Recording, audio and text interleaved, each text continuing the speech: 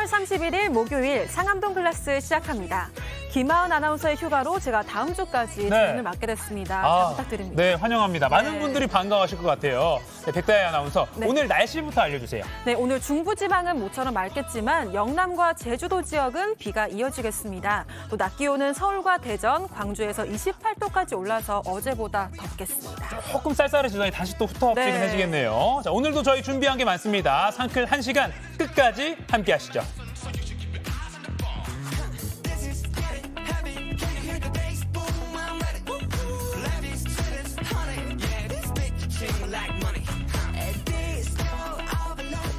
네, 생방송 상암동 클래스 JTBC 뉴스 유튜브나 네이버 뉴스 페이지에서도 실시간으로 함께 보실 수 있습니다. 저희가 주요 시사 콕 집어 알려드리겠습니다. 도시락 이슈 이재승 기자, 김태인 기자 나왔습니다. 안녕하세요. 네, 안녕하세요. 안녕하세요. 안녕하세요. 백다혜 아나운서랑 친분 있으신가요? 저희 우리 다 같은 JTBC 가족 아니겠습니까?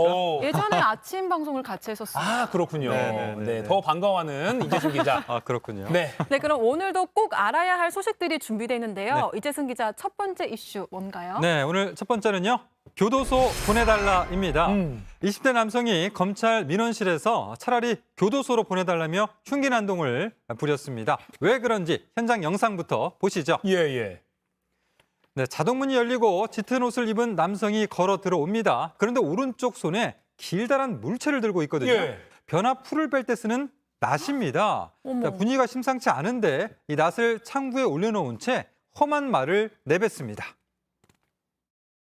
그걸 들고 오기 그래도 보였는데 설마 나시니까 또 여기 들고 문열으라고 하는 네, 일단 뭐 굉장히 유압적인 모습이죠. 낫이 바로 있으니까요. 또 지금 모습은 이제 현장에 경찰이 출동한 모습이에요. 네네. 지금 삼단봉을 들고 이렇게 설득하면서 낫을 내려놔라 이렇게 얘기를 했었는데 예. 결국은 테이저건을 쏴서 제압을 하는 그런 모습입니다. 그러면서 이제 남성은 그대로 바닥에 좀 꼬꾸라지고요. 경찰은 바닥에 떨어진 낫을 발로 차서 멀리 치우는 그런 모습이었습니다. 아니 테이저건으로 제압이 돼서 다행이지 낫을 네. 계속 휘둘렀으면 더 큰 사고가 났을 것 같아요. 그러니까요. 지금 네. 경찰이랑 아까 대치하고 있던 모습 다시 한번 좀 볼까요? 네. 지금 남성이 이렇게 경찰 향해서 낫을 들어 올리고 네. 경찰이 테이저건을 발사했네요. 네. 그리고 지금 보면 뒤로 뒷걸음을 몇 번 치다가 쓰러지고 네, 그렇습니다. 그러니까 빨리 경찰이 와서 낫을 발로 이렇게 뒤쪽으로 치는 모습도 아까 카메라에 포착이 됐습니다. 근데 네. 저곳이 지금 검찰청사 민원실이라고 했잖아요. 네네. 근데 뭐 무슨 불만이 있어서 낫까지 들고 온 건가요? 자, 이 남성은 이제 공무집행 방해죄로 벌금 600만 원을 선고받은 상태였습니다. 예. 자, 그런데 벌금 낼 돈이 없으니 교도소 보내달라면서 검찰청에 쳐들어간 겁니다. 자, 남성은 붙잡힌 뒤에도 전혀 반성을 하지 않았는데요. 들어보시죠. 풀어주면 또 갈 거냐니까 그건 모르겠다. 근데 가서 또 아마 할 것 같다 이렇게 얘기했어요. 네. 아니 근데 애꿎은 민원실 직원들만 결국 흉기에 다칠 뻔한 거잖아요. 네. 맞아요. 그리고 이 남성이 결국 재범 우려 때문에 구속이 됐다고요? 네, 그렇습니다. 자, 그런데요. 이 감옥에 가겠다고 난동을 저지른 남성 막상 구속이 돼서 구치소에 간 뒤에는 마음이 바뀌었습니다. 네. 구속된 게 과연 맞는지 법원이 다시 판단해달라며 구속 적부심을 청구를 한 건데요. 자, 하지만 법원이 기각을 했고 결국 법의 심판을 앞두고 있습니다. 아니 교도소 보내달라고 난동 부려서 원하는 대로 결국은. 구속이 됐는데 뭐 또 구속적 부심을 한 게 좀 뭐 무슨 일인 것 싶긴 합니다. 생각해보니까 뭐 아닌가? 이런 말씀 생각을 하는 그런 상황이 되는 네. 건데 중요한 거는 그 민원실에 있었던 분들 그러니까요. 정말 희생이 될 수 있었던 그런 상황이거든요. 피해가 컸을 수가 있었습니다. 근데 요즘 다른 뉴스를 또 보니까 교도소에 가고 싶다 이런 말을 하는 사람들이 많은 것 같습니다. 네. 이 서울 지하철에서도 한 여성이 일면식도 없는 다른 여성을 마구 폭행했는데 그 이유가 교도소에 가고 싶었기 때문이다라고 밝혔다고요. 네, 그렇습니다. 지난 일요일에 서울 지하철 등촌역에서 벌어진 일인데요. 예. 자, 올라가던 에스컬레이터에서 앞서가던 40대 여성이 뒤에 서 있던 모르는 60대 여성을 갑자기 밀어서 넘어뜨리고요. 또 주먹과 발로 폭행까지 했습니다. 이 피해자는 머리가 찢어져서 응급조치를 받았고 또 가해자는 40대 이 여성에게 가해자인 40대 여성에게 왜 그랬냐라고 물어보니까 이 여성 갈 곳이 없어서 교도소라도 가고 싶어서 그랬다라고 말을 했습니다. 갈 곳이 없어서 교도소라도 가고 싶었다. 뭐 혹시나 복지 사각지대에 있던 여성인가 뭐 이런 추가적인 조금 의문도 들긴 하는데 아무리 그래도 에스컬레이터에서 그것도 올라가는 에스컬레이터에서 마구잡이로 앞 사람을 폭행했다는 건 그 피해자는 머리를 다쳤습니다. 정말 그렇죠. 생명에 지장이 없어서 정말 다행이지 큰일 날 뻔했습니다. 이런 네. 뭐 마구잡이, 흉기 난동, 또 폭행, 아까 낫으로 민원실에서 난동을 부리고 이런 일 계속 이렇게 알려지니까 참 불안하긴 한데요. 네. 좀 근절이 됐으면 좋겠다는 생각이 듭니다. 네. 자, 다음 이슈 전해주시죠. 네, 다음은요. 할머니의 대신입니다. 네. 집에서 간편하게 먹을 수 있는 가정 간편식 소비가 늘고 있죠. 예, 예. 자, 믿고 먹었던 제품 중 일부에서 유해 성분이 나왔습니다. 자, 어떤 제품인지 한번 보여드리죠. 네, 먼저 원할머니 보쌈 다들 아시죠? 예. 원할머니 로고가 포장에 떡하니 새겨져 있는 대경 푸드빌에서 만든 머릿고기 편육 제품입니다. 예. 자, 두 종류가 회수 조치됐는데 하나는 보존료를 기준치 이상으로 사용을 했고요. 다른 하나는 부적절한 식품 첨가물을 넣은 사실이 확인됐습니다. 아니 이 보쌈 제가 진짜 좋아하는데 자주 먹었거든요. 네. 원할머니 웃는 보쌈. 모습이 보이네요. 보쌈 네. 생각하시니까. 아 네. 근데 이렇게 뭐 원할머니한테 배신당한 느낌이에요 지금. 아, 그렇죠. 그래서 네 이게 뭐 어떻게 된 건지 궁금합니다. 왜 저런 건가요 도대체? 네. 이게 간편식 시장이 사실 정말 커졌어요. 밀키트라고도 하잖아요. 그렇죠. 간단하게 데우기만 하면 거의 식당에서 먹는 것처럼 편하게 먹을 수 있고 또 편육은 사실 아이들도 먹기 편해서 저도 종종 먹이긴 하는데 이런 게 생겼다니까 제품 관리를 좀 꼼꼼하게 해야 하지 않나 이런 생각도 드네요. 네. 아니, 근데 이거 말고도 또 다른 제품이 식약처에 어. 적발된 게 있다고요? 네, 이 식약처는 이제 주식회사 NS유통이 제조한 고구마 빵도 판매 중지를 했습니다. 예. 기준보다 세균수가 더 많아서 부적합으로 확인이 돼서 회수하고 있다라고 밝혔습니다. 해당 제품은 소비 기한이 2024년 7월이라서 1년가량 남아 있습니다. 그래서 더욱더 좀 주변에서 주의 깊게 살펴봐야겠습니다. 네네. 자, 그리고 또 하나, 농업회사 꿈드림의 꿈목장 저온살균 우유도 대장균이 기준을 초과해서 판매 중단됐습니다. 이 제품의 유통기한은 다음 달 4일까지입니다. 네, 식약처가 이렇게 걸러낸 제품들 잘 확인하셨다가 요거는 만약 갖고 계시다면 먹지 말아야 되겠습니다. 네. 근데 또 아까 앞서 원할머니 그 보쌈 관련해서 내용을 전해드렸기 때문에 그 식당 운영하시는 분들이 괜히 피해보지 않을까 하는 생각도 드는데 요거는 식당과는 무관하게 그렇죠. 따로 그 공장에서 만든 편육 제품에서 유해 성분이 나왔다 이렇게 알려드립니다. 지금 식약처가 이 제품들 보관하고 있는 판매자는 판매를 중지하고 반품해달라고 요청한 상황이라는 것도 알려드립니다. 요 시간에 또 식당 같은 데서도 많이 시청하시기 때문에 참 참고하시면 지금 화면에 좋겠습니다. 쫙 나가고 있는데요. 네, 요 예. 세 가지 제품 기억해 네. 주시면 좋겠습니다. 자, 다음 이슈 전해주시죠. 네, 다음은요.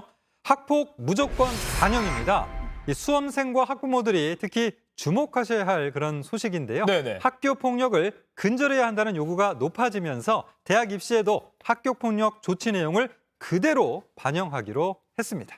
지금까지는 사실 고등학교에서 학교 폭력을 저질러도 대학 갈 때는 별 문제가 없어서 요거 이래도 되는 거야라고 했는데 이걸 보완하겠다는 거죠. 네, 그렇습니다. 현재 고등학교 1학년이 치르는 2026학년도 대입 전형부터 학교 폭력 조치 사항이 필수적으로 반영이 됩니다. 지금 고등학교 1학년부터요. 그렇습니다. 네네. 자, 현재는 학생부 종합 전형에만 학폭 가해 사항이 반영이 됐는데 앞으로는 수능 또 논술이나 실기 위조 전형까지 사실상 모든 전형에 학폭 조치 사항이 반영이 되는 겁니다.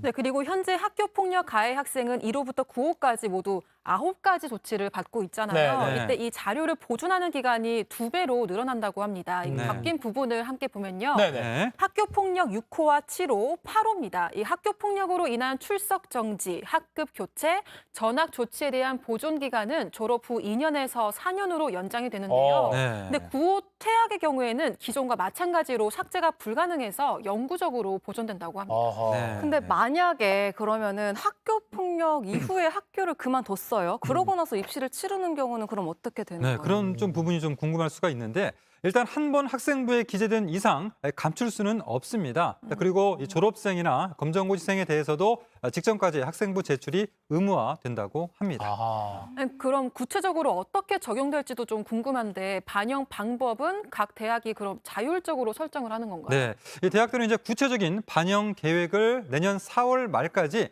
대학 홈페이지에 공표를 해야 됩니다. 네. 이에 따라서 각 대학들은 학생부에 학교 폭력 기재 사항이 있는 학생에 대해서 아예 지원 자격을 제한하거나 유형별로 감점 이렇게 좀 차등 적용할 수 있게 됩니다. 근데 또 이처럼 학폭 기록을 대입에 폭넓게 적용을 하면은 소송이 남발될 수 있다. 뭐 이런 우려도 지금 나오고 있잖아요. 그렇죠. 아무래도 뭐 자녀의 입시 불이익을 막으려는 부모들이 소송을 거는 사례가 굉장히 폭증할 수가 있습니다. 네네. 자, 지금도 학폭이 있을 때 자기 편에 서지 않은 교사에게 불만을 갖고 아동 학대로 고소하는 이런 학부모도 있는데요. 이게 더 심해질 수 있습니다. 다만 학폭 조치 사항에 대해 현재 행정심판 소송이 진행 중에는 조치 사항을 변경하지 못하도록 했습니다. 그렇군요. 시간 끌기용으로 또 소송을 법정에서 시간 끄는 그런 그렇죠. 그래서 수단으로 뭐 쓰는 1년, 2년 경우도 그냥 있는데. 지나갈 수도 현재는 있는데. 네, 알겠습니다. 앞서 뭐 정순신 변호사 아들이 이제 학교 폭력을 저질렀지만 소송 끝에 1년이 지난 뒤에야 전학 조치가 됐고 이마저도 대입되는 반영이 되지 않아서 네. 논란이 됐었는데 이런 일을 막자는 취지로 이번에 학교 폭력 가해자들에게 불이익을 좀 즉각적으로 그리고 좀 강하게 줘서 학폭을 근절하자고 이렇게 좀 나왔습니다. 효과가 있을지 교실에서 많이 변화가 있을지 한번 지켜봐야 될 것 같습니다. 학폭 하면 안 되겠습니다. 자, 다음 이슈 전해주시죠. 다음은 도박으로 1조 3천억입니다. 이 불법 도박 사이트를 운영해온 조직 총책이 국내로 송환됐습니다. 지난 2018년부터 챙긴 돈만 1조 원이 넘습니다. 와, 자, 어제 한국으로 향한 비행기 아닌데요. 승객들이 다 빠져나간 뒤 이 검정 모자를 둘러쓴 남성에게 경찰이 영장을 집행합니다. 예. 본인 체포영장 집행할 겁니다. 본인 도박공간 개설 혐의로 체포영장 발부되어 있고 네, 손에 수갑이 채워진 이 남성은 필리핀 마닐라에서 사무실을 두고 불법 도박 사이트를 운영해 1조 3천억 원의 부당이득을 얻었습니다. 야, 그 불법 도박으로 1조 원 넘게 이득을 챙겼다는 게 쉽게 납득이 가지 않는데 네. 이런 엄청난 일을 저질렀는데 우리나라로 송환되기까지 2년이 넘게 걸렸다고요? 네, 이 남성은 지난 2021년 9월에 필리핀에서 검거가 됐습니다. 네네. 하지만 필리핀에서는 형사사건의 재판이 끝날 때까지 추방될 수 없다는 이러한 현지 상황을 악용해서 허위로 계속해서 사건을 신고를 한 겁니다. 그러면서 국내 송환을 피해왔습니다. 와, 그 법의 맹점을 그렇죠. 악용을 한 거네요. 현지 사정을 잘 알기 때문에 할 수 예. 있는 그런 일인데 그래서 우리 경찰이 필리핀 법무부에 이 같은 사실을 전달하며 조기 송환을 요청한 끝에 검거 2년 만에 필리핀에서 추방 결정이 내려졌습니다. 아니 결국 우리나라로 와서 법의 심판을 받게 됐는데 도대체 1조 원이 넘는 돈을 그러니까요. 네. 어떻게 벌어들인 지자체 거예요? 예산도 아니고 그러니까요. 1조 원을. 1조 원은 엄청난 진짜 돈이잖아요. 상상이 안 가요. 예. 자, 불법 사이트를 운영하면서 그 호텔 카지노 도박 장면을 생중계하거나 또 스포츠 경기에 판돈을 거는 이른바 토토 방식으로 부당 이득을 챙겨온 것으로 알려졌습니다. 결국 그 1조 원 넘게 부당 이득을 챙겨가는 거는 그만큼 누군가는 1조 원을 네. 넘게 이 사람들한테 썼다는 거잖아요. 그렇죠. 야, 이 불법 도박의 악순환이 되풀이되어서는 안 되겠고 이 부당 이득도 잘 환수를 해서 최대한 나라 돈으로 다시 돌려놔야 될 것 같습니다. 네. 자, 이어서 지금 이 시각 모바일에서 가장 화제가 되고 있는 소식 정리해드리겠습니다. 김태인 기자 전해주시죠. 네, 누리꾼들의 이목을 끈 그 소식 상크릿 뽑은 광크릿 뉴스입니다. 첫 번째 소식 바로 전해드리겠습니다. 네. 보시면 퍽퍽 손목 단련하는 남자입니다. 오호. 길을 걷던 한 남성 갑자기 벽으로 향하더니 주먹으로 퍽 칩니다. 그게 한 뭐죠? 번도 아니고 여러 번 막 벽을 향해서 잽을 날리는데요. 아니 뭐 복싱 배우시는 분인가요? 아니면 손에 뭐 묻어서 이렇게 좀 과격하게 털어내시는 것 같기도 하고요. 네, 또 바로 옆에 세워져 있는 시설물을 손으로 막 칩니다. 자세히 보니까 손목 쪽을 때리고 있는 건데요. 이 남성 뭐 다 끝난 건지 손을 보면서 이렇게 다시 갈 길을 갑니다. 뒷모습에서 뭔가 만족스러움이 느껴지는데 이 남성 어디로 향하는지 함께 봅시다. 예. 어디로 네, 가나요? 몇 분 뒤에 길가에 나타났어요. 근데 아이고. 보셨어요? 방금 전에 갑자기 마주오는 차 백미러에 손을 뻗더니 지금 나오죠. 그대로 부딪힙니다. 아이고, 저분 결국 저런 일이었군요. 백미러를 마치 그 샌드백인 것처럼 막 치는데 근데 좀 친하게 좀 일부러 그렇게 부딪히는 거 그런 상황인 거 아닌가요? 그러니까요. 근데 이게 또 보면은 갑자기 막 손목을 막 아픈 것처럼 움켜쥐기 시작해요. 예. 그러더니 운전자를 불러냅니다. 운전자를 골목으로 불러내서는 치료비로 현금을 요구한 겁니다. 아니 근데 일부러 약간 네. 자해 수준인 것 같은데 그럼 네. 보험 사기를 치기 위해서 손목을 단련한 거예요? 네, 맞습니다. 자동차 보험 사기를 저지른 거였는데요. 앞서 벽을 손으로 막 친 것도 이 손목에 멍이나 상처를 만들기 위한 거였다고 합니다. 그런데 경찰이 확인해 보니 이렇게 한 게 한두 번이 아니었습니다. 무려 15번 동일한 방법으로 일부러 사고를 내서 치료비로 현금을 가로챈 거였는데요. 경찰은 이 남성을 사기 혐의로 붙잡았습니다. 아니 옛날에 그 홍콩 무술 영화 보면요. 네. 나무에 팍팍팍 하면서 단련하는 그런 거 있잖아요. 훈련하는 그렇죠. 거. 뭐 이런 것도 아니고 저렇게 손목 단련할 정성과 노력으로 좀 정당하게 일을 해서 돈을 버는 게 낫겠다 싶습니다. 네, 그리고 저기 당한 운전자 입장에서 얼마나 황당하고 놀라겠습니까? 맞아요. 운전하다가 갑자기 나무는 와서 또 무슨 치는데. 재미겠죠? 부딪힌 나무는. 그러니까 이제 그러게. 보험이 시스템 전체를 좀 안 좋게 만드는 그런 보험 사기는 없어져야 될 것 같습니다. 네. 자, 다음 소식 전해주시죠. 네, 다음 소식은 사라진 중고차 범인은입니다. 네. 남성이 중고거래 플랫폼에서 구매한 차를 도난당했다는 사연인데요. 영상을 보니까 이 범인이 참 어이가 없습니다. 영상 함께 보시죠. 네. 건물 주차장입니다. 지금 차들 뒤편으로 한 남성이 걸어가고 있고요. 화면상의 맨 오른쪽에 세워져 있는 차에 지금 불이 켜집니다. 깜박깜박하네요. 네, 이 차에 남성이 타고요. 그러더니 차를 끌고 주차장을 유유히 벗어납니다. 영상만 보면 그냥 차 주인이 자기 차를 타고 나가는 것 같아요. 네네네. 뭐가 문제죠? 그런데 하지만 아니었습니다. 이 남성 알고 보니 이미 이 차를 다른 사람에게 중고로 판 사람이었어요. 그러니까 다른 사람한테 차를 팔아놓고 그 차를 훔쳐간 겁니다. 자기가 팔아놓고 바로 그 차를 훔쳐갔다. 야. 애초에 의도하고 그렇게 파는 척한 건가요? 아니, 이건 뭔가요? 도둑질이죠, 어떻게 보면. 네네네. 네, 상황을 조금 더 자세하게 설명해드리면 이 차량의 구매자가 주차장에 세워둔 차가 없어지니까 이 영상을 온라인 커뮤니티에 올리면서 이 사건이 알려진 건데요. 네. 그 내용에 따르면 구매자는 차 판 남성을 직접 만나서 차를 샀고요. 지금 나오고 있는 저 남성이라고 합니다. 네. 네. 이 남성이 명의 이전은 다음 날 해주겠다라고 해서 믿고 저때부터 기다렸다는데요. 아, 수상해요. 그런데 이 판매자, 그러니까 나중에 이제 차를 훔쳐가던 아까 그 주차장에 나왔던 그 남성, 명의 이전을 안 해주고 전화도 받지 어떡해. 않고 잠수를 탔다고 합니다. 구매자는 경찰에 신고했지만 경찰은 명의 이전을 안 해주는 걸로는 경찰에 해줄 수 있는 게 없다라는 답변을 들었다고 합니다. 네. 결국 차는 타지도 못하고 주차장에 방치해둬야 했던 거죠. 그러니까 이게 이제 어떤 구매를 할 때 그렇잖아요. 물건을 사면 그걸 내 걸로 확실하게 만들어야 되는데 명의 이전이 일단 안 되니까 어떻게 할 수가 없는 상황이잖아요. 그 틈에 차를 그냥 싹 하고 훔쳐간 그런 상황이군요. 네, 맞습니다. 판매자인 전 주인이 스페어키로 차를 가져간 걸로 추정되고 있는데요. 예. 구매자는 결국 경찰에 차량 도난 신고를 했다고 합니다. 수사를 해봐야 정확한 내용이 더 드러날 것 같아요. 네. 그런데 중고로 차를 구매할 때는 반드시 네. 판매자랑 같이 명의 이전을 마무리한 뒤에 돈을 줘야 안전하다고 합니다. 그렇죠. 이 당사자는 진짜 얼마나 당혹스러울까요? 너무 당혹스러워요? 너무 당혹스러워서 자기 이렇게 일처럼. 말 네. 보이는데 경찰이 저 판매자를 꼭 잡아주면 좋겠습니다. 네. 이어서 다음 소식 전해주시죠. 네, 다음 소식 보겠습니다. 다음 소식은 몸 날려 반려견 구한 소년입니다. 예. 브라질의 한 건물 승강기 안에서 순간적으로 기지를 발휘해 반려견을 구한 소년이 있습니다. 영상 바로 보시죠. 산책에 나서려는 소년과 반려견이 승강기에 탑승합니다. 네. 소년 거울 쪽 보고 있는데요.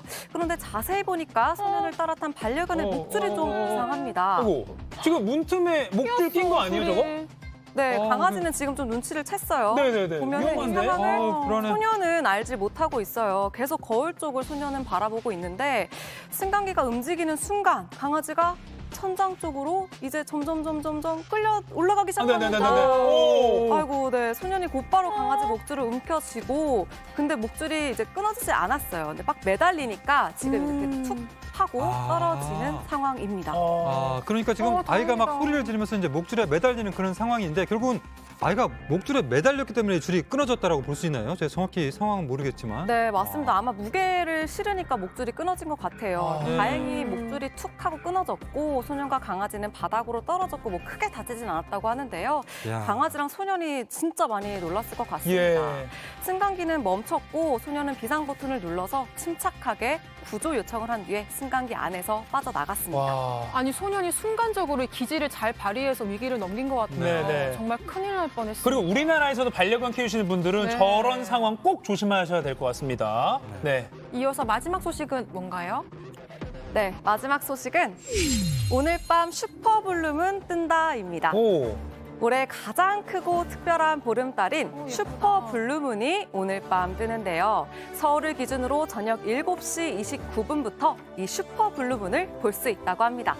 슈퍼문은 지구와 달 사이 거리가 가장 가까워져서 평소보다 더 크게 보이는 달을 뜻하고요. 블루문은 달이 파란색인 게 아니라 이례적으로 한 달에 2번째 뜨는 보름달을 의미합니다. 이 슈퍼문과 블루문이 동시에 일어나는 현상을 슈퍼 블루문이라고 하는데요. 지난 2018년 1월 말 이후 약 5년 7개월 만에 뜨는 이 슈퍼 블루문. 오늘 놓치면 무려 14년 후인 2037년까지 기다려야 한다고 합니다. 오늘만큼은 꼭 밤하늘에 뜬 슈퍼 블루문 보면서 소원 빌어보는 건 어떨까요? 지금까지 상크리 뽑은 광크리 뉴스였습니다.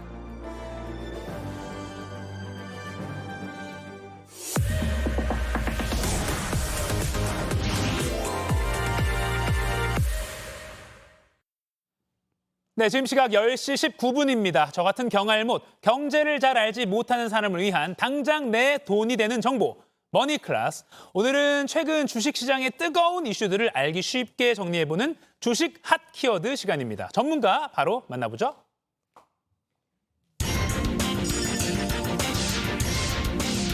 경제 맥을 짚어주는 도사님, 정철진 경제평론가와 함께 오늘도 주식시장 맥 한번 짚어보겠습니다. 안녕하세요. 네, 안녕하십니까. 자, 이번 주도 이제 3가지 키워드로 정리를 해봤는데 네. 먼저 첫 번째 바로 열어보도록 하겠습니다. 열어주시죠. 노제펜의 화장품주 상승.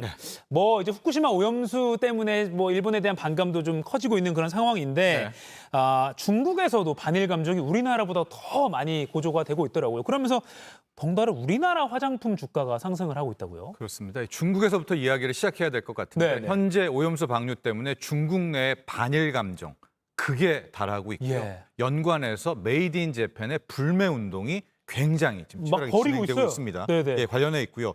특히 이 중에서 우리나라와 좀 연관돼 있는 오늘 화장품주 이야기는 뭐냐면 네. 중국 뭐 SNS 웨이보 등에 보면 이제 블랙리스트라고 해서 이제 메이드 인 재팬들 사지 말자라는 제품들이 있는데 그 중에서 일본산 화장품들 가령 뭐 시세이도라든가 DHC 뭐 이런 것들이 있어요. 예. 그러니까 여기에 대한 일본 화장품을 안 사게 되면 상대적으로 우리나라 메이드 인 코리아의 K-뷰티 화장품주를 살 가능성이 높아진다. 예. 여기에 또 조금 뒤에 얘기하겠지만 또 우리가 지난주에 얘기했지만 지금 7년 만에 단체 관광객들이 또 한국으로 올 수 있지 않겠습니까? 네. 그럼 면세점에서 거의 베스트셀링 가장 많이 사는 제품이 화장품 주였거든요. 화장품들이거든요. 그래서 일단 주식시장에서는 화장품주들이 이런 기대감을 선반영하고 있다. 이렇게 볼 수가 있겠습니다. 아하. 뭐 대표하는 화장품주들입니다. 아모레퍼시픽, LG생활건강, 코스맥스, 한국콜마 등등이 있는데 특히 코스맥스 같은 이제 종목은 꽤 많이 오르고 있었죠. 여기에는 뭐 유커들이 다시 찾는다라는 기대감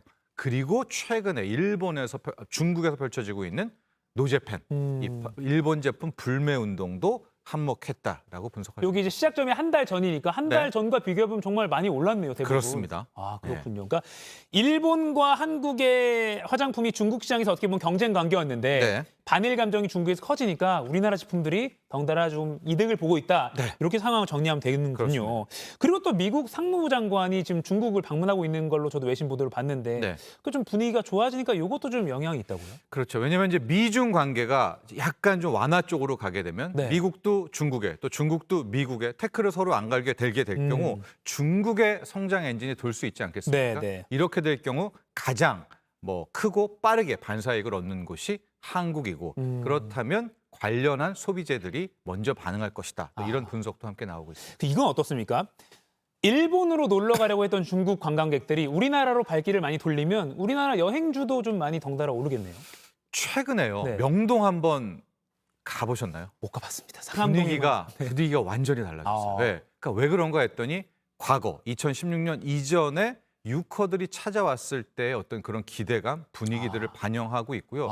실제적으로도 이제 상당 부분 유커들이 들어와서 네네. 좀 왁자지껄한 그런 분위기가 나고 있는데요. 여기에서 최근 오염수 방류 관련한 중국 내 반일 감정도 또 우리나라에겐 긍정적 영향을 줍니다. 뭐냐? 네. 아까 이제 노제펜 일본 불매 운동 했지 않습니까? 네네. 여행도 여기에 포함이 되고 있습니다. 그래서 일본으로 여행 가지 말자. 이런 움직임들이 굉장히 빠르게 확산되고 있어서요. 실제로 뭐 몇몇 곳의 여행사들 같은 경우에는 일본 여행은 아예 상담도 안 하게 된다 이럴 네. 텐데 자 핵심은 9월 29일부터 10월 6일이 중국의 어마어마한 국경절 연휴가 시작이 되죠. 일본을 안 간다면 그 수의 상당 수요는 한국으로 올 것이다라는 분석들이 나오고 있거든요. 네, 네. 그래서 지금 보면 여행사, 특히 올 때 쇼핑하게 되는 면세점, 뭐 카지노, 호텔 등이 굉장한 기대감에 부풀고 있어요. 아하. 7년 만에 6호가 오는 것도 기대감인데 네. 일본으로 빠질 거라는 우려가 있었잖아요. 네. 근데 지금 일본으로는 안 가겠다라고 아하. 하니 다시 한국으로 오지 않을까라고 해서 관련 주가들이 또 들썩대고 있습니다. 이 오염수 방류가 뭐 우리나라도 그렇고 중국도 그렇고 많이 걱정을 하는 여론이 많은데 이 여행이나 뭐 화장품만 보면 뭐 웃어야 될지 표정 관리를 어떻게 해야 될지 모르겠습니다. 맞습니다. 네. 알겠습니다. 자, 두 번째 키워드 한번 볼까요? 건설주 바닥은 어디? 그 이제 GS건설 네. 뭐 순살자이라는 오명까지 얻고 그랬는데 영업정지 처분할 거라는 그런 이제 정부 발표도 있었습니다. 그렇습니다. 주가만 보면 지금 최악의 상황인 거죠? 네, 먼저 주가를 보고 관련 내용 한번 보도록 네, 할까요? 네, 네. GS건설 주가 연초 이후 대비 거의 급락했습니다. 아. 30% 가까이 떨어졌고 2022년 고점으로 봤을 때도 네. 굉장히 크게 하락을 한 이런 상황인데 여기에는 뭐 그동안의 부동산 경기 침체, 부동산 PF 등의 문제도 있지만 이제 결정타는 앞서도 이야기했던 LH가 발주를 했고 GS건설이 시공을 했었던 예. 인천 검단 아파트 지하주차장 붕괴 사고도 한몫했다라고 볼 수가 있겠습니다. 네. 아마 이제 GS건설은 여기에 시공사였었는데 지금 관련해서 국토부는 책임을 물어서 아마 10개월 영업정지 처분을 이 사고였었죠. 네. 예, 내릴 가능성이 있어서 여기에 대해서 주가가 고스란히 반응하고 있는데 네. 실은 문제는 이게 단순히 GS건설 하나에 국한되지 않고 국내에 상장돼 있는 건설주 모두에 다 악재, 부정적인 영향을 주고 있는 그런 상황이 되고 있습니다. 지금 계속해서 나오고 있죠. 네. 이제 현재 국토부는 10개월 영역정지 처분을 이제 추진하고 있고 있다. 이것이 이제 곧 있으면 어떤 식으로든 확정이 될 그럴 상황이 되고 있는데 주가는 먼저 이렇게 급락을 하게 된 것이죠. 그러니까 사실은 제가 GS 뭐 관계자면 네. 자이라는 브랜드가 순살자이라는 오명을 입었다면 이거만큼 지금 위기의 순간이 없다라고 판단이 들 것 같긴 해요. 네. 그 시장도 바로 그렇게 생각할 것 같은데 근데 반대로 오히려 이럴 때 건설주를 사야 된다라고 보는 의견도 있더라고요. 그러니까 주식 시장 또 주식 투자할 때 꽤 많이 듣는 말 중에 하나가 첫 번째가 선반영이란 말이죠. 네, 네. 주식은 빨라 미리 반영했어. 그리고 두 번째가 불확실성 해소 이런 말도 많이 듣지 않습니까? 건설주 같은 경우가 급락을 했는데 막상 8월 28일 10개월 영업정지 처분이 나왔을 때는 네. 오히려 더 빠지지 않고 이제 버텼던 모습들이 나와요. 그래서 방금 앵커가 이야기했던 것이 왜 그러지? 더 떨어져야 되는데 네, 네. 일단 선반영. 그동안의 악재들이 먼저 빠진 거야라는 분석 하나. 네. 두 번째가 이제 어떤 식으로든 이번 책임에 대해서 처벌이 나올 것 아니겠습니까? 네, 네. 뭐 10개월이든 아니면 줄어들든 뭐 어떻게 되든 그것은 결국 불확실성 해소라는 재료로 반응이 될 수 있겠다라고 해서 오히려 주식시장에서는 여기 어딘가에서 저점 아니야? 이런 리포트나 분석들이 많이 나오고 있죠. 그러니까 혼날 거 다 혼났다 네, 이거군요. 네. 아. 그러나 그럼에도 불구하고 예, 예. 현재 국내 상장돼 있는 건설사들은 뭐 해외 사업보다는 국내 사업이 많지 않습니까? 네, 네. 국내 아파트들의 미분양 문제라든가 국내 부동산 경기가 살아나는 것이 큰 틀에서는 실적 개선이기 때문에 이런 것들도 반드시 참조해야 될 것을 말씀드리고 싶습니다. 네, 건설주까지 살펴봤고요. 마지막 키워드 한번 보겠습니다. 열어주시죠. 일단 안도한 증시. 지난주에도 이 시간에 말씀해 주셨는데 네. 그 잭슨홀 미팅이라고 하나요? 네. 그 미국 그 어느 시골 한적한 와이오밍주에 마을에 예. 이제 그 휴양지죠. 세계적인 뭐 금융 관계자들이나 은행 총재들이 다 모이잖아요. 네. 근데 거기서 뭐 생각보다는 뭐가 없었다라는 평가도 나오는 것 같고요. 그렇습니다. 네네. 작년 잭슨홀 미팅에서 네. 미국 연준 수장 제롬 파월 연준 의장이 정말 무시무시한 발언을 했죠. 물가 끝까지 따라가서 잡겠다. 아. 국민들은 고통을 감내해라. 그 말 직후에 7천조가 미국 증시에서 사라졌거든요. 작년에. 예, 작년에 네. 60억 달러. 그래서 올해 잭슨홀 미팅도 굉장히 걱정하고 긴장을 했는데 네. 막상 뚜껑을 열고 보니 상당히 평이한 발언을 했습니다. 음. 물론 뭐 그동안의 긴축 기조를 계속해서 이어가겠다. 금리 인하는 없다. 물가 잡으려고 계속해서 목표인 2%까지는 돈줄 죄겠다. 뭐 이런 말들을 계속했어요. 향후 데이터 보고 금리 결정을 한다라는 말을 했는데 그러나 뉘앙스라는 게 다르잖아요. 네. 작년에는 고통을 감내해라 그랬는데 올해 같은 경우에는 신중하게 결정하겠다라고 했고 약간 경알못인 제가 봐도 네. 약간 해도 그만 안 해도 그만 같은 말 같기도 하고요. 네. 그리고 여기에서 요 말, 향후 데이터를 보고 금리를 결정한다라는 말을 했는데 이때 데이터가 뭐냐? 크게 이제 두 가지를 제시를 했거든요. 네네. 첫 번째는 역시 물가겠고 네. 두 번째가 노동시장, 고용시장입니다. 그러니까 뭐 물가가 떨어지거나 고용이 나빠지거나 이러면 금리를 안 올리겠다라는 이제 이야기를 한 거예요. 네. 그러니까 이제 관심은 이 물가와 고용만 보게 될 거 아니겠습니까? 네. 그래서 미국이 앞으로 금리를 더 올려 아니면 멈춰는 이 두 가지에 달렸다라고 볼 수가 있는데 네. 물가 같은 경우에는 명확하게 파월 의장이 얘기한 것이 이제 개인 소비 지출 PC인데 이 중에서도 근원 PC 즉 유가하고 먹거리는 안 본다. 이걸 뺀 물가 근원 PC만 보겠다라는 거고요. 고용 같은 경우에는 완화되면 금리를 이제 안 올린다라고 하니까 쉽게 말하면 나빠져야 네. 이제 금리 인상 멈춘다라는 건데 최근에 미국 노동시장이 좀 균열을 보이고 있거든요. 나빠질 조짐을. 그러니까 지금 주식시장이 좋아라 하는 것이 이제 금리 못 올리겠네라는 것이었는데요. 자, 지표 두 개가 연달아 나옵니다. 네. 일단 8월 31일 오늘 밤이 되겠죠? 그러네요. 미국 시간이니까. 미국의 개인 소비 지출이 나옵니다. 7월. 요거 주목하셔야 되겠고요. 결정타는 내일 밤, 금요일 밤에 미국의 8월 고용 지표가 나오는데 네. 이게 bad is good이라고요. 나쁘게 나올수록 아마 주식시장은 환호하게 될 것입니다. 왜? 이제 더 이상 미국은 금리를 못 올릴 것이기 때문에.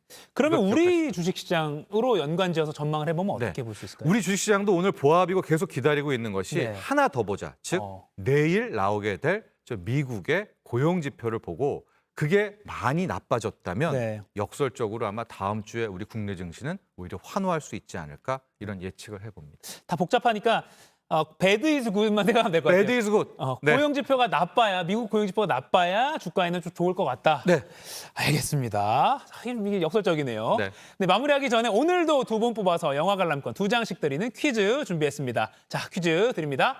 중국인 관광객의 증가로 직접적인 수혜를 볼 것으로 기대되는 산업 분야가 아닌 것은 무엇일까요? 1번 건설, 2번 화장품, 3번 호텔. 직접적인 수혜가 아닌 것. 이 중에서 정답 골라서요. 지금 상클 생방송이 나가고 있는 JTBC 뉴스 유튜브 실시간 댓글창에 남겨주시면 두 분 뽑아서 저희가 방송 말미에 발표해드리도록 하겠습니다.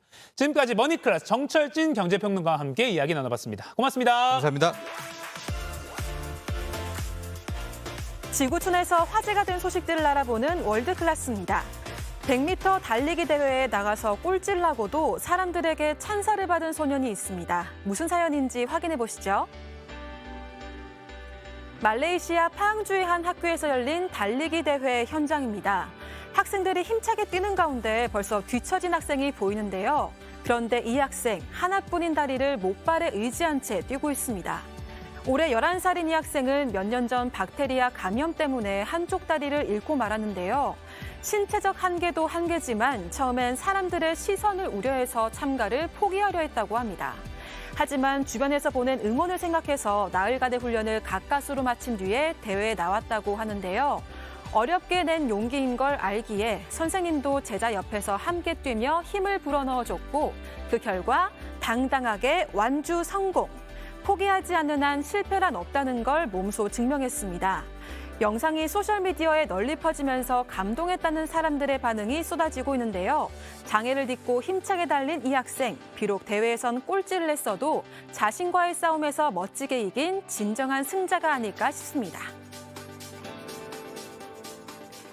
아이와 함께하는 요리 시간, 참 훈훈한 풍경이죠. 그런데 갑자기 아이 이마에 대고 퍽 날달걀을 깨뜨립니다.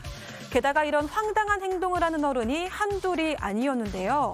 요즘 해외 소셜미디어에서 유행하고 있는 이른바 달걀 깨기 챌린지입니다.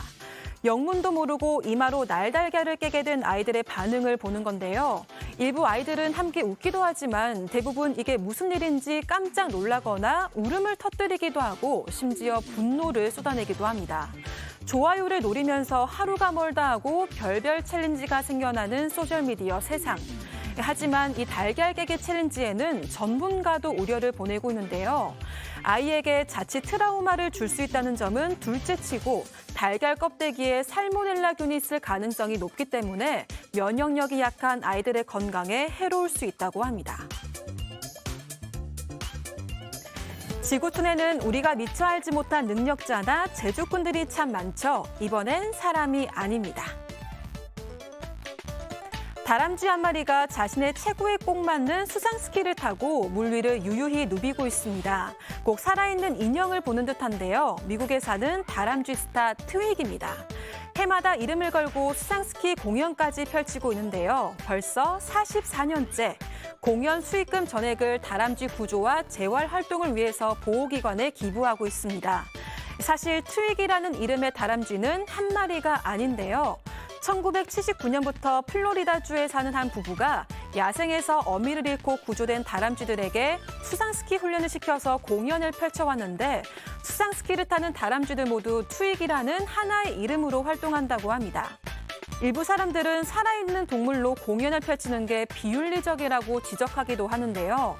하지만 부부는 다람쥐에게 교육은 하루 10분 안에서 자율적인 방식으로만 실시한다며 다람쥐가 싫어하면 절대 가르치지 않는다고 강조했습니다. 지금까지 월드클래스였고요. 계속해서 상클라이프가 이어집니다. 오랜만에 느껴보는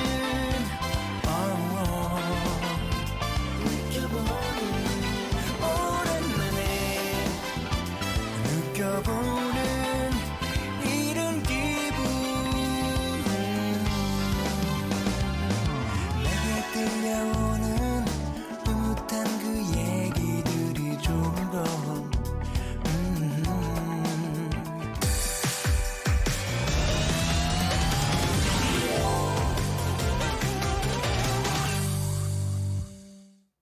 네, 상클 라이프 시간입니다. 매주 목요일 아침에는 주말에 볼 만한 영화 이야기 나눠봅니다. 오늘도 영화 속 세상으로 안내해줄 베테랑 영화 저널리스트 박혜은 더 스크린 편집장 나오셨습니다. 안녕하세요. 네, 안녕하세요. 자, 요 멘트를 원래 김하은 아나운서가 하는데 제가 하니까 좀 어색하네요. 네네네. 첫 번째 영화가 그냥 스릴러가 아니라 생활 밀착형 스릴러 영화라고요. 네, 맞습니다. 요즘 중고거래 누구나 한 번쯤은 이용해보셨을 텐데요. 오늘 처음으로 소개해드릴 이 작품. 중고거래 이후에 벌어진 무시무시한 일을 다루고 있는 작품입니다. 예, 영상으로 먼저 함께 만나보실게요. 네. 괜찮네. 고장난 거네. 저희도 뭐 건성으로 수사하고 뭐 그러지 않거든요. 힘 때문에 그쳐봐요. 다 걸렸어. 와. 인생 공부했다고 생각하고 그만해라. 뭘 더 따지냐 이거 같은데요. 예, 오. 자기가 고장난 걸 팔아놓고 도대체 예. 이게 무슨 일일까요? 그러니까 중고거래 사기를 당한 거죠 지금. 맞습니다. 아하. 주인공이 사기를 당했는데요. 예. 8월 정말 한국 영화 대작 영화들의 홍수를 마무리할 생활 밀착형 스릴러 어제 개봉한 작품이고요. 보신 바대로 신혜선 배우가 주연을 맡은 이 영화 타겟이라는 작품입니다. 네. 그러니까 이사를 하면서 처음으로 중고거래를 하게 되고 이 보셨던 것처럼 세탁기를 샀는데 고장난 물건이 온 거예요. 경찰에 신고했지만 사실 이런 일들이 막 수사가 빠르게 진행되지는 않잖아요. 네. 그래 그러면 내 손으로 한번 잡아보자. 이래 추적을 하다가 결국 덜미를 잡았습니다. 그래서 그 판매자의 글마다 이 사람 고장난 거 판다. 사기꾼이다. 댓글을 달기 시작을 했는데 네. 그때부터 주인공에게 이상한 일들이 벌어지기 시작하는 거예요. 뭐 올리지도 않은 무료 나눔 물건을 받겠다고 막 오는 전화가 수십 통씩 오고요. 주문한 적 없는 음식들이 집 앞에 오고요. 또 게다가 끔찍하게도 이렇게 초대남이라고 그러니까 내가 당신과의 오늘 하룻밤을 초대합니다라는 이 메시지를 보내서 온다는 사람이 막 집안 현관문 번호를 열고 막 들어오고 이런 일들이 벌어지는 거예요. 예, 예. 그러다가 이 협박 수위가 높아지면서 급기야 살해 협박까지 받게 됩니다. 중고 거래는 누구나 쉽게 한 번쯤은 다 해보는 일이잖아요. 그래서인지 현실감이 느껴져서 더 무섭게 느껴질 것 같아요. 예. 네, 맞아요. 실제로도 감독님이 이 실화를 조금 모티프로 이 작품을 만드셨다고 하더라고요. 네.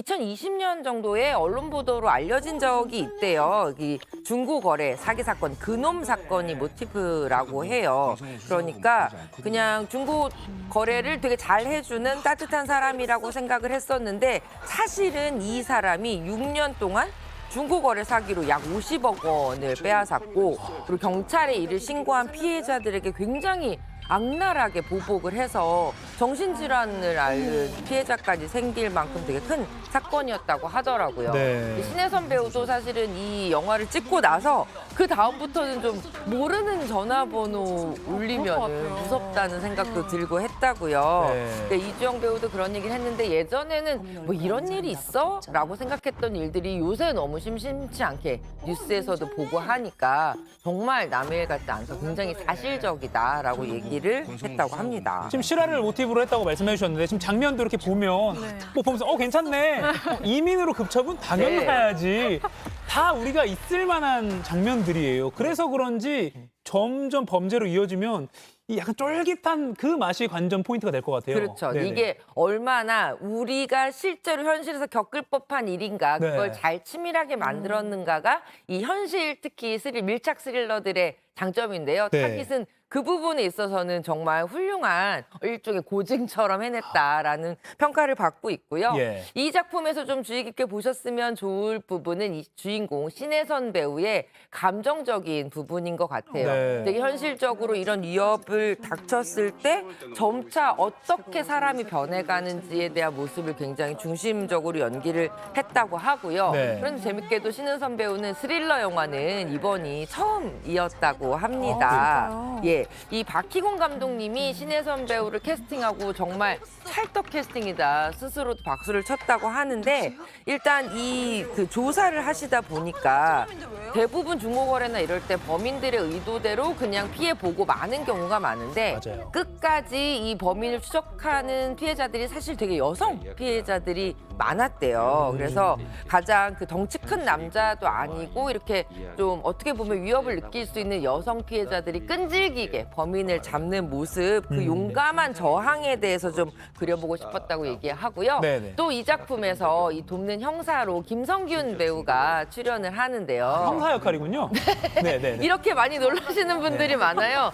지금까지 워낙 조금 흉악범 캐릭터를 많이 연기하셨기 때문인지 이번이 첫 형사 연기라고 하는데 저는 굉장히 찰떡 형사 연기를 보여주셔서 이미지 변신에도 박수를 보내드려도 좋을 것 같습니다. 알겠습니다. 제가 김성규 배우께 사과를 드려야겠네요. 하면 그냥 형사였다. 네, 형사였다. 반전, 뭐 범인 네, 이런 거 아닙니다. 정의를 형사. 구현하는. 네, 알겠습니다. 네, 여름의 마지막을 서늘하게 만들어줄 스릴러 영화 타겟 기대해 보겠습니다. 예. 그럼 다음 작품도 소개해 주시죠. 예, 다음 작품은 내 친구의 무모한 여행을 보여드리는 작품입니다. 이 작품도 어제 개봉한 조이 라이드라는 작품이에요. 화면으로 먼저 만나보실게요. 네. Our passports are in my suitcase that got stolen. You know who can bypass airport security? K-pop stars. Everyone remember their names? Sassy. Cutie. Lisa. Lisa. Two. I don't believe these girls are singers. Girls, show them. There's some whores in this house. There's some whores in this house. There's some whores in this chair. 아니 여건 없이 출국하려고 네. K-팝 스타가 돼야 된다. 네. 약간 황당한 상황 설정인데 어떤 영화인가요? 예, 어제 개봉한 조이 라이드라는 작품인데요. 이 넷플릭스에서 굉장히 인기 시리즈였죠. 에밀리 파리에 가다의 주인공 같이 출연했던 한국계 배우예요. 애슐리 박이라는 배우가 주인공입니다. 네. 그리고 또 영화 Everything Everywhere All at Once의 이 여우 주연상 후보에 올랐던 스테파니 수도 출연을 했던 작품이에요. 이 작품 같은 경우에는 아시안계 미국인 4명 여성 친구들의 우정 그리고 황당한 모험을 다룬 작품이라고 할 수 있는데요. 미국 사회에서 굉장히 성공 가도를 달리고 있는 주인공 오드리 그리고 어릴 때부터 정말 단짝 친구인 롤로 그리고 K-팝에 완전히 빠져 있는 데드아이 중국에 사는 친구 캣 이렇게 함께하는 로드 무비입니다. 이 오드리는 변호사예요. 그런데 굉장히 큰 계약을 따러 중국에 갔는데 이 중국의 클라이언트가 우리는 가족이 굉장히 화목한 사람들과 계약을 하고 싶다. 너의 어머니를 파티에 모시고 와라. 이렇게 된 거죠. 사실은 그런데 그러니까 입양이 된 그 가족이었어요. 중국에 있는 어머니를 찾아서 그날 계약까지 데리고 가는 미션입니다. 그런데 어머니가 중국에 계신 줄 알았더니 알고 보니 나는 한국계였다. 이런 비밀이 밝혀지면서 정말 엄마 찾아 지구 반바퀴를 돌게 되는 내 친구의 이야기입니다. 주인공 오드리를 포함해서 아시아 여성 배우 4명이 주로 영화를 이끌어가는 역할인 건데 할리우드 영화에서 보기 드문 조합 아닌가요? 예, 맞습니다. 특히 이 4명의 아시안계 여성 친구가 미국 사회 내에서도 굉장히 성공한 이 변호사이고 또 그들이 자기 뿌리를 찾는 과정을 이렇게 로드무비로 보여준다는 발상 자체가 이제는 굉장히 이 아시안의 정서가 할리우드에서도 주류로 올라오는 게 아니냐라는 이야기를 듣고 있어요. 네. 그러니까 영화 전반부는 미국에서 펼쳐지고요. 중반부는 중국에서 그리고 후반부는 한국에서 진행이 되면서 이 오드리라는 인물의 정체성을 찾아가는 과정을 보여주는데 이 아시안계 여성들이 주인공이다 보니 정체성을 보여주는 그 과정 안에 어떤 인종에 대한 차별과 여성에 대한 차별 이런 사회적인 편견과 차별을 풀어나가는 맞서는 모습들도 함께 보여줍니다. 근데 그 방식이 굉장히 코믹하다라는 게 이 영화의 강점인 것 같아요. 감독은요 크레이지 리치 아시안이라고 정말 할리우드에서 엄청 성공했던 이 영화 아시안계 주인공들의 영화의 작품을 쓴 아델 림 각본가가 이번에 처음 감독으로 또 도전을 했습니다. 근데 사실 이 작품 미국에서 R등급이에요. 그러니까 17세 이하는 부모님이나 성인과 같이 극장에 가야 합니다. 네. 우리로 치면 청소년 관람 불가 영화거든요. 한국에서도 청불로 개봉을 했는데 그 이유가 이 R등급 코미디 특유의 굉장히 거침없는 입담들을 이 주인공 캐릭터를 통해서 만나보실 수 있다는 거 이 작품의 아주 큰 특징일 것 같습니다. 방금 서울 이렇게 해가지고 명동도 나오고 맞습니다. 서울 중심부 나오니까 그러니까 헐리우드 영화에서 우리나라 도시가 나오는 그 장면을 보는 재미도 있을 것 같아요. 어떻게 보면 이민자, 뭐 어떻게 보면 인종차별, 뭐 소수 이런 약간 무거운 주제를 좀 유쾌하게 풀어간 영화가 아닌가 이런 생각이 드는데 음악도 상당히 흥겹거든요. 게다가 요새 전 세계의 중심엔 K-팝이 있지 않습니까? 이 영화에서도 이 K-팝에 그 푹 빠져있는 주인공들의 모습을 보면서 와 한국 음악 이렇게 전 세계적인 사랑을 받는구나 약간 체감하실 수 있을 것 같아요. 빌보드 1위는 물론 뭐 유튜브 5억 뷰를 기록한 카디비의 메가히트 곡을 K-팝 형식으로 패러디한 곡이 이 영화의 하이라이트로 쓰이고요.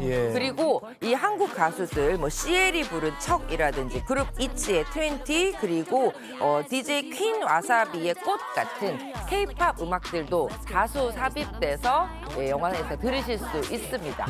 웃음과 함께 영화 속에서 이 K-팝 OST를 찾아보는 것도 재밌을 것 같아요. 영화 조이라이드 살펴봤고요. 마지막 작품도 소개해 주시죠. 네, 한국에서 아주 큰 사랑을 받고 있는 일본 배우입니다. 츠마부키 사토시의 새 영화 한 남자라는 작품인데요. 이 작품도 영상으로 먼저 준비했습니다. 함께 보실게요. DNA 鑑定の結果、谷口大輔ではないことが確定しました。聞いたことありますよ。拉致した男の戸籍盗んでそいつになりすますって。この人が大輔になりすましてたんですか？そうです。本当は犯罪に関わってるんでしょうか？또 범죄와 관련된 걸까요? 또 물어보면서 끝났는데 이것도 좀 스릴러 영화인가요? 네, 맞습니다. 그러니까 사고로 세상을 떠난 남편이 이름뿐만 아니라 모든 것이 거짓이었다는 걸 알게 되면서 벌어지는 일이에요. 그러니까 이 한 남자, 그 이름도 모르는 X라는 남자의 과거, 그 거짓된 인생을 따라가면서 보여주는 추적 미스터리 영화인데요. 그 지방 도시에서 아주 작은 문구점을 운영하던 리에라는 여성이 어느 날부터 이렇게 자주 찾아오면서 단골이 된 다이스케라는 남성과 사랑에 빠져서 행복한 가정을 꾸립니다. 그런데 이 남성이 얼마 후에 갑자기 사고로 세상을 떠나게 돼요. 그리고 시간이 조금 흘러서 이 일주기가 진행이 되는데 오랫동안 이 소원하게 됐던 형에게 연락을 해서 형이 다이스케의 일주기에 참석을 하게 됩니다. 그런데 사진을 보고 너무 놀라운 얘기를 하는 거예요. 이 사람은 다이스케가 아니에요. 네. 그래서 이 도대체 남의 이름으로 평생 살아온 이 사람은 누구인가라는 그 정체를 찾아가는 이야기인데요. 조제, 호랑이 그리고 물고기들, 뭐 워터보이즈나 분노 같은 작품들을 통해서 정말 출중한 연기력을 보여준 치마부키 사토시가요. 이번에는 제1교포 3세 키도라는 인물로 이 X의 인생을 따라가는 변호사 역을 맡았어요.